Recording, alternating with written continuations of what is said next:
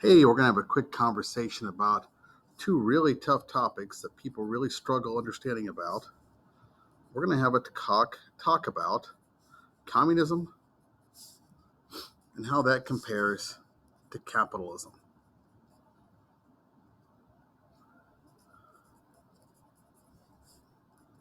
Now, I try to take important words and I always highlight them in yellow because I want to bring attention to them.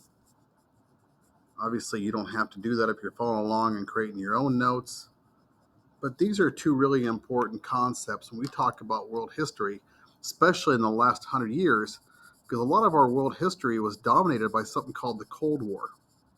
And the Cold War was this rivalry that took place after World War II between the United States and Russia.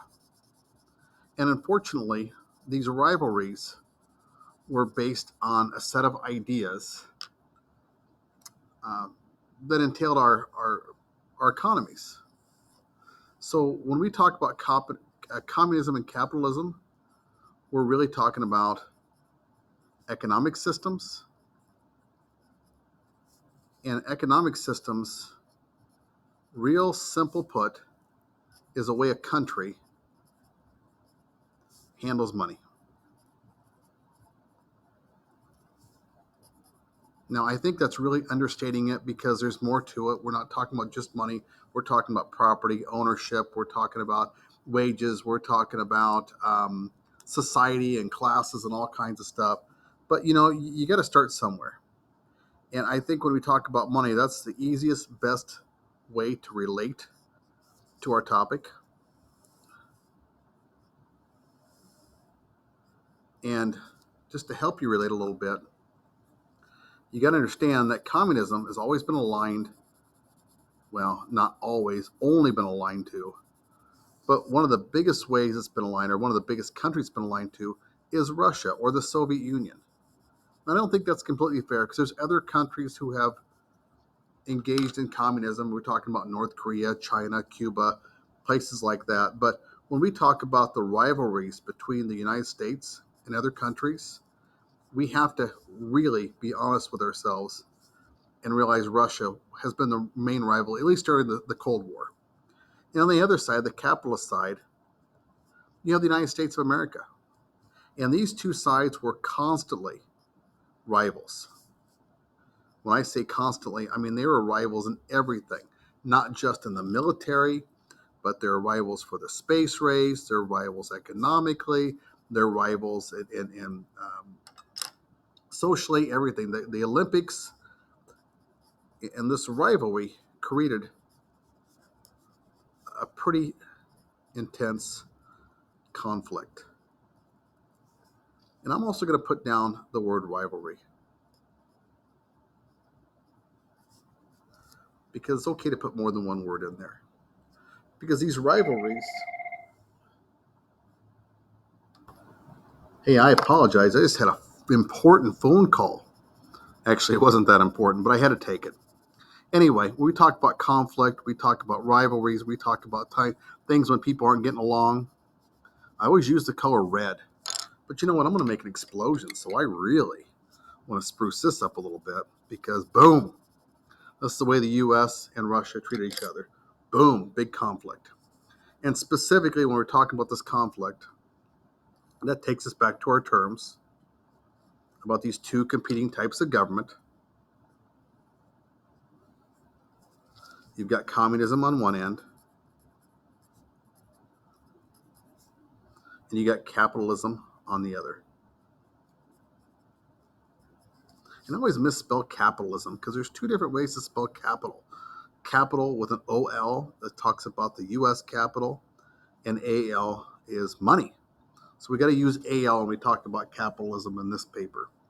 And if we look at these things side by side, there are some big differences. Now, communism specifically, the whole concept was invented by a guy named Karl Marx. Now, Karl Marx was a German dude, and he was popular back in the day, 1840s. That's back when you were really, philosophers were kind of like rock stars. And if you got to sponsor a rock star in your home, that was like a big social thing. And Frederick Engels was the guy who had a lot of money. His daddy owned a lot of companies. And so he sponsored Karl Marx. And Karl Marx didn't do anything else but sit around and think up stuff. And he toured some of these factories that Engels' dad owned, and he'd been around the block and seen other people working. And he pictured there's got to be a better way. He thought that there should be a perfect utopia out there. And when I say utopia, I'm talking about that beautiful, beautiful place you might go to on the side of the beach with the palm trees and the beautiful ocean and the sun setting. This is the place of all places. I'm going to give yourself really a pretty little sight here. We got the sun setting at night. Oh, it's beautiful. This is a utopia. And he thought that people could create their own utopia if they could just make a world with no social classes. That means no rich people, no poor people, everybody's the same. Sounds great. And to make everybody same, everybody equal, the only way to do that is to get rid of all of our private possessions.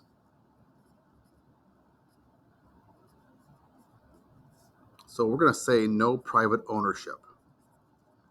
If you get rid of everybody's possessions, then nobody can be jealous.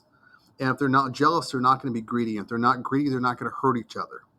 And the only way we can do that is if the government takes over everything. So he believed the government, and that's my abbreviation for government, would own the means of production.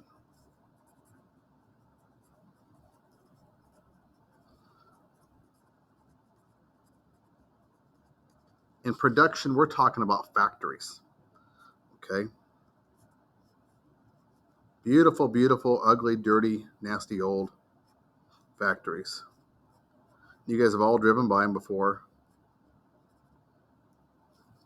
These factories are usually pretty ugly looking, but the working conditions are a lot worse on the inside than they are on the outside.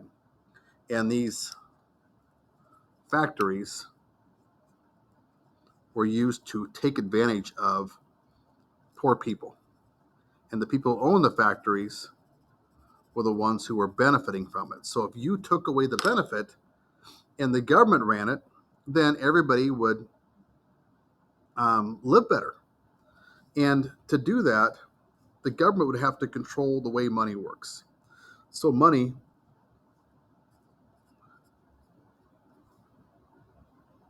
would be redistributed.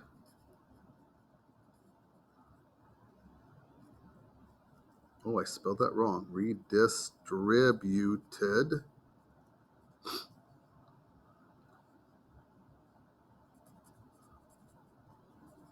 So that means if you got 20 bucks and you earned 20 bucks, but somebody else is only earning 5, I would take part of your money and give it to them to make it equal. Sounds fair, right? Not so much to me, but it probably sounds fair to somebody, especially if you're a communist. And the other thing they do is the government decides wages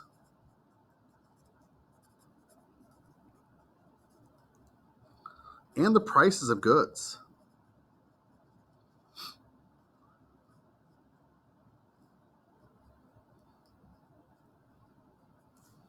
And they do this because they control the economy. And that's a little bit different than the way capitalism works. And I'll explain capitalism real quick over here.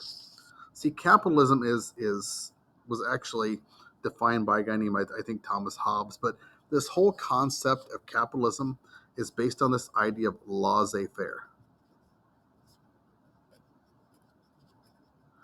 which means hands off.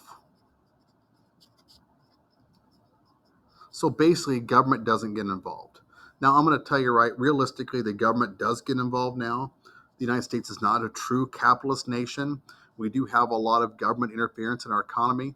But most people, especially after the Great Depression, agree that maybe that's not such a bad thing sometimes. But capitalism People who are capitalists believe in something called survival of the fittest. In other words, life isn't fair. And there are going to be winners and there are going to be losers. Just like in nature, some animals survive, some don't. And business is the same way. If your business can't make it, then your business collapses and falls, and it's just the way it is.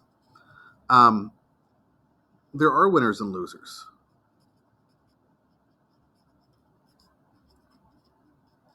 The problem with capitalism, it doesn't really do much for the losers. You're kind of left out there with nothing. And so our country's really kind of adopted more of a safety net mentality to kind of look after the people who aren't maybe benefiting as much from capitalism as others. Whether that's right or wrong, that's still a debate. But to stick with the idea of capitalism, private ownership is important. The government does not own the means of production.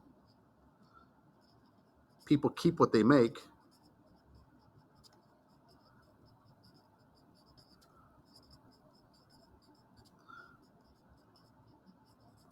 Which you could argue maybe not be 100% true nowadays because we pay a lot of taxes sometimes. And the notion of supply and demand determine prices and wages.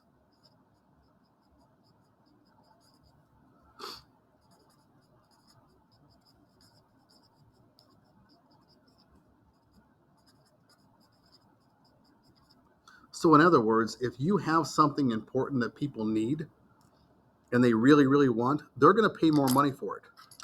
And if there's not a big supply of it, they're going to pay even more money for it. Think about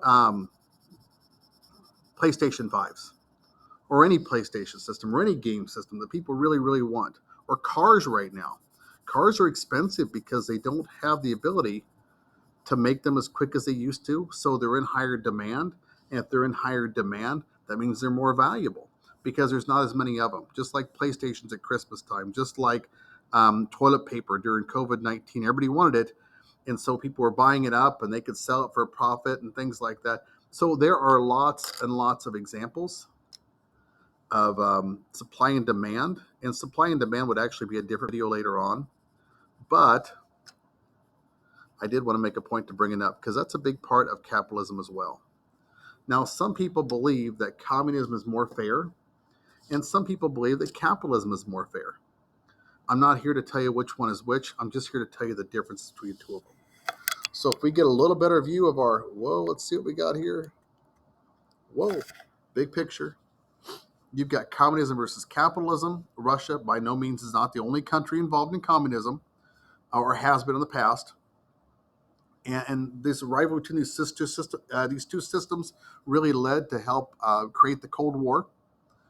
And then this rivalry trickles down into a look at what both sides actually stand for, which is communism, government ownership on one side, capitalism, private ownership on one side. One would say creates inventiveness and creativity and incentive for people to succeed. And the other side would say, well, that doesn't work that way. It's actually creating greed and anger and exploitation of the workers and that type of thing. And one other thing I should probably mention, atheists